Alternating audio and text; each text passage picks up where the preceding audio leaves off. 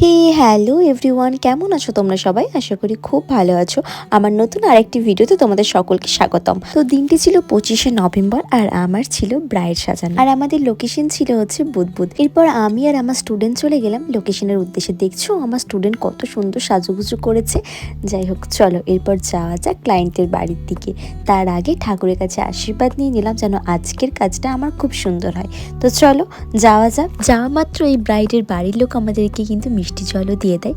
আর এখন এই যে গয়নাগুলো তোমরা দেখছো, এই প্রত্যেকটা গয়না কিন্তু আমি নিজে গিয়ে ব্রাইডের জন্য কিনেছিলাম।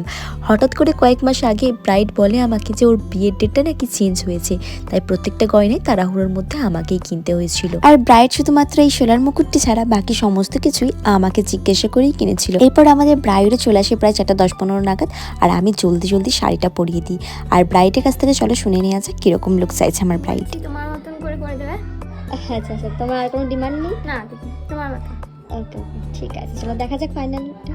হ্যাঁ দিদি। এইদিকে দেখো 4:20 অলরেডি বেজে গেছে, আর ব্রাইডের হেয়ার এতটা পরিমাণে লং ছিল আর তার মধ্যে এত দেরিতে স্নান করেছে, চুল তো ভীষণ পরিমাণে ভিজেছিল। যাই হোক, আমি আর দেরি না করে জলদি জলদি মেকআপটা করতে স্টার্ট করে দিই। আর হ্যাঁ, তোমাদেরকে তো বলাই হয়নি, আমার এই ব্রাইড কিন্তু বেঙ্গলি ব্রাইড ছিল না, এটি আমার নন বেঙ্গলি ব্রাইড।